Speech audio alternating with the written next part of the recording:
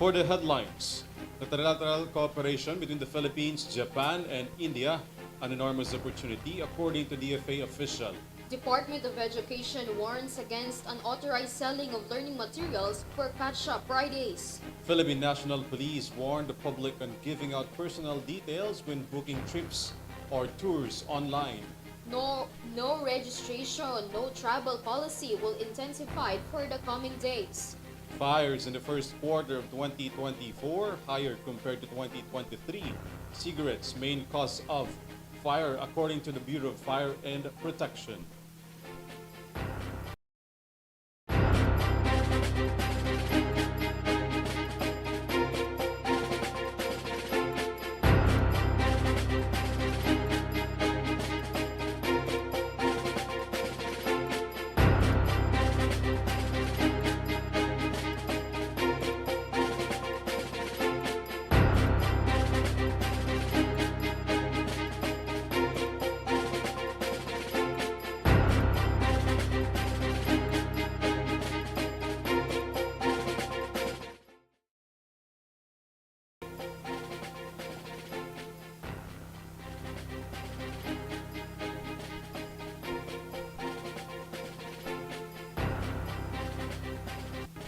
Good evening, bringing you the latest news. For tonight, I am ALVIN, PELOBELLO. And I am KRIZZA Lopez. This is Eurotv News Thread. President Ferdinand Marcos Jr. and the Australian government signed an agreement for maritime and cybersecurity. On the other hand, the Philippines wants to conduct trilateral cooperation with Japan and India amid the tensions in the Indo-Pacific region. More from this report. With the current maritime cooperation, there is a possibility for the Philippines to have a wider trilateral cooperation with the other allied countries. Speaking to the Alternative Dispute Resolution or ADR strat-based organized Bridging Borders, Foreign Affairs Undersecretary Maria Teresa Lazaro said that it is an enormous opportunity for the Philippines to expand trilateral cooperation with allied countries such as Japan and India, particularly in the countries bordering the Indo-Pacific region. According to Lazaro, the trilateral cooperation between the Philippines, Japan, and India is not only for the desired strategic partnership and security, but also in the economic and development sector. The Philippines engages with maritime states through maritime dialogue mechanisms, which serve as a platform of discussion on various maritime-related issues where the Philippines and a bilateral partner explore ideas on strengthening and expanding the scope of maritime cooperation.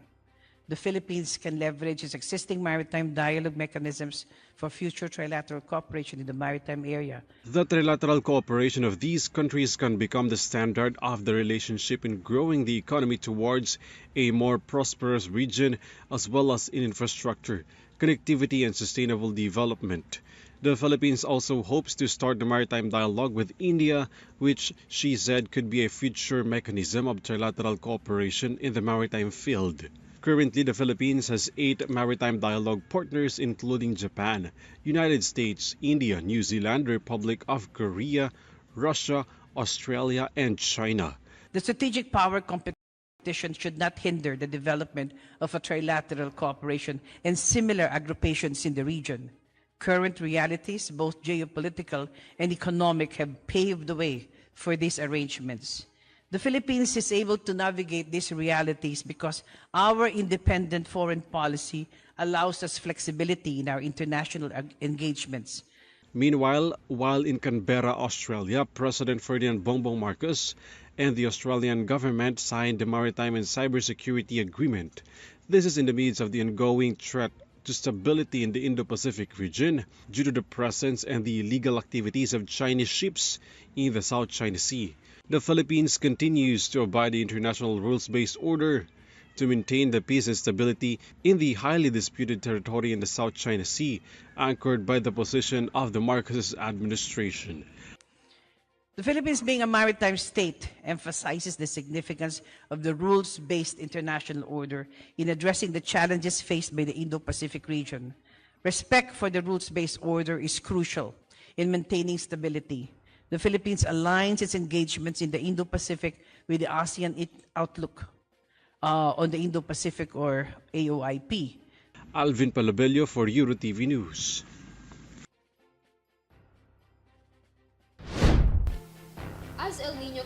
to prevail in most part of the country's social welfare department will be providing 1.4 billion pesos to be allotted in mitigating effects of the dry spell. More details on this report. As El Nino continues to intensify in the country, the coordination of various government agencies continues to adjust its impact on the people and the country. On the side of the Department of Social Welfare and Development or DSWD, the agency allocated 1.4 billion pesos in the General Appropriations Act of 2024 to fund projects that will mitigate the effects of the El Nino. According to DSWD Special Assistant to the Secretary Lanada, the allocated funds will be used for the agency's new initiatives, local adaptation to water access or Project Lawa, and breaking insufficiency through nutritious harvest for the impoverished or Project Binhi. The agency's two new initiatives aim to address the hunger, alleviate the poverty in the country, and lower economic vulnerability by addressing food security and water scarcity. According to SAS Lanada, last year, pilot implementation was started in Davao de Oro in Mindanao, Ifugao in Luzon, and Antique in Visayas. The agency claims that this is an appropriate strategy to ensure that there is a water supply in the community. Lanada also pointed out during the pilot testing that most residents do not only need water but also healthy foods. She added that this year the DSWD will focus on the full implementation of Project Lawa and Project Binhi. Lanada emphasized that the programs will also provide learning and development sessions or LDS about climate change adaptation and mitigation, disaster risk reduction, and cash for work. Farmers, fishermen, indigenous people, and families that are easily affected by calamities and climate change will benefit from the project. This is KRIZZA Lopez for Eurotv News.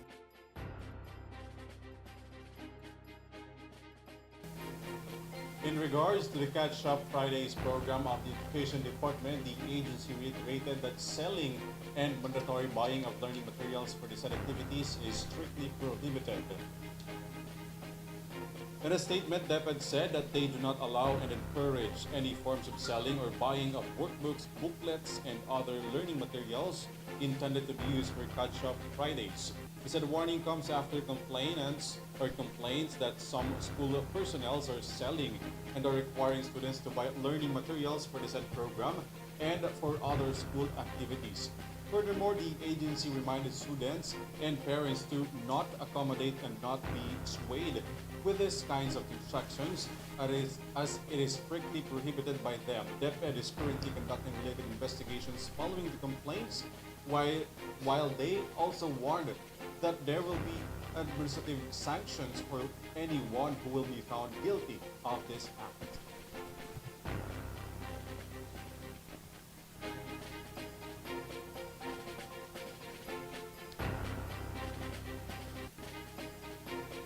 We will be taking a very short break. Don't get away as Eurotv News thread returns.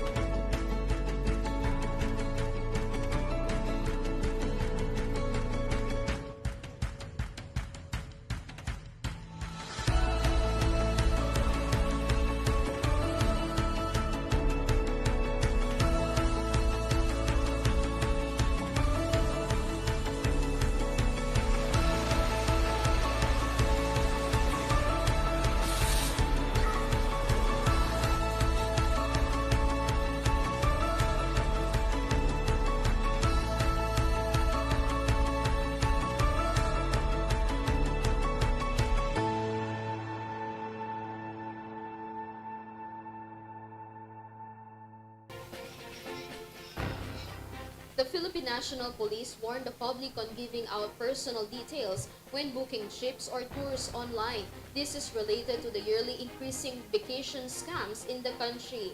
Don Villegas for the report. The Philippine National Police warned the public to be aware of providing personal information or details when booking tours or trips because of vacation scams. According to PNP spokesperson Police Colonel Jean Fajardo, a total of 478 scam cases are identified since 2021.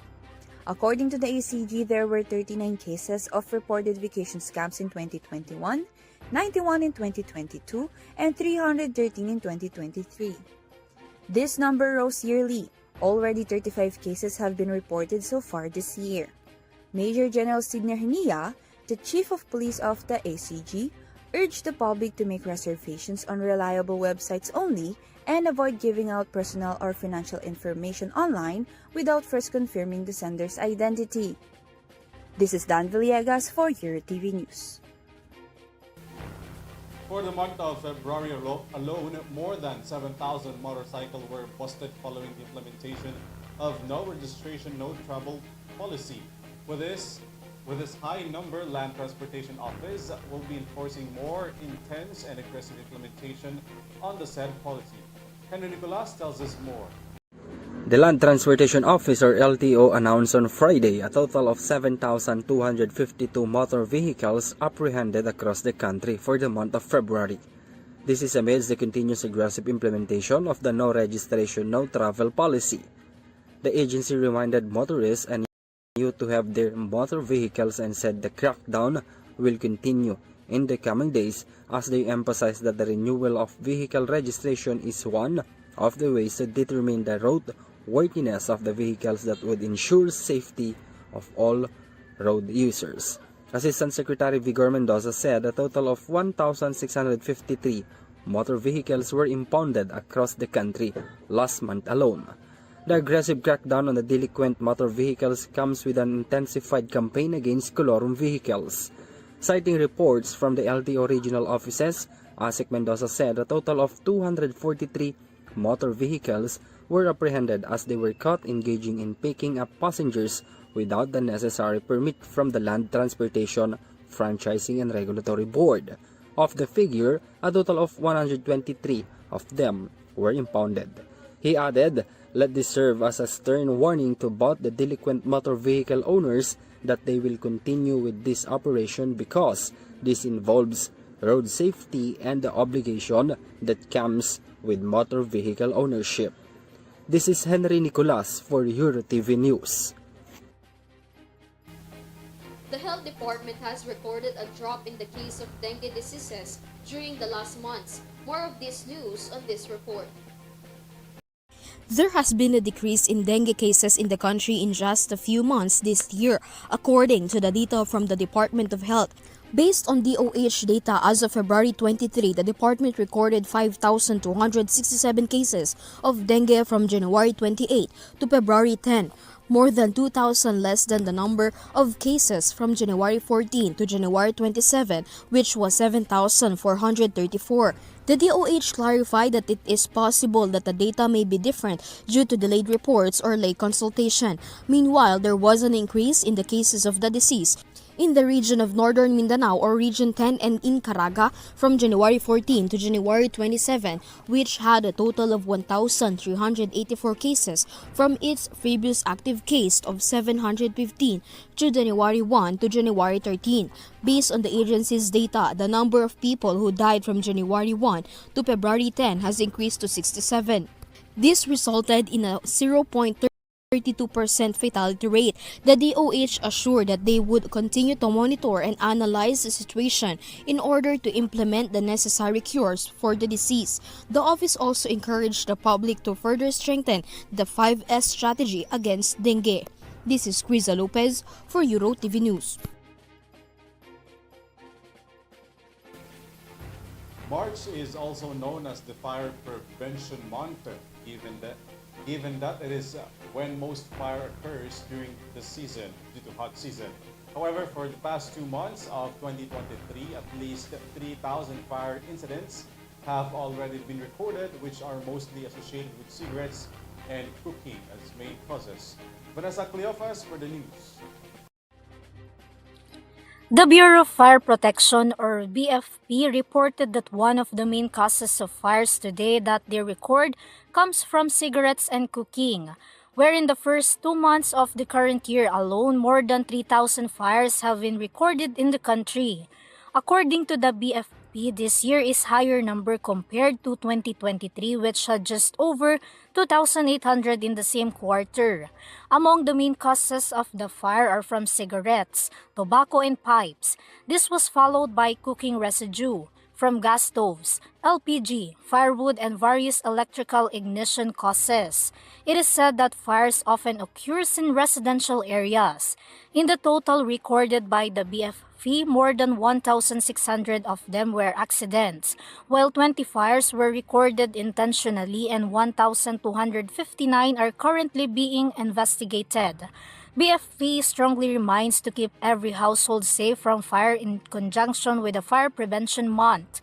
The agency also added that different activities this month are conducted with the various government agencies and some partners from private and corporate sectors. Vanessa Cleofas for Eurotv News. For the entertainment news, drag queen Pura Luca Vega was arrested again after her performance of religious prayer Ama Namin. The other details of that news in entertainment with Angelica Galvez. Drag queen Pura Luca Vega was again arrested after it performed again using the song Ama Namin. This Thursday, he was arrested again after the Quezon City Court issued an order to arrest the drag queen. According to the director of the Eurotv, the case is with 3 counts like the previous case he faced. 3 churches affiliated with the Philippines for Jesus movement said that his complaint was filed. In the post, the bail recommended is 360,000 pesos allegedly. The bail was given for the complaint filed by the Association of the Social Media Broadcasters of the Philippines. Pura Luca Vega allegedly violated Article 202 of the Revised Penal Code relating to the Cybercrime Prevention Act of 2012. It can be remembered that Pura Luca Vega was caught in the same case in October last year. This is Angelica Galvez for Eurotv News. And that's the latest news for tonight. You may visit Eurotvph.com for more news and information. Once again, this is KRIZZA Lopez. You can catch our broadcast live in our social media accounts and via Pinoy Stream channel. I'm ALVIN PELOBELLO. This is Eurotv News Thread. Stay safe and have a good night, everyone.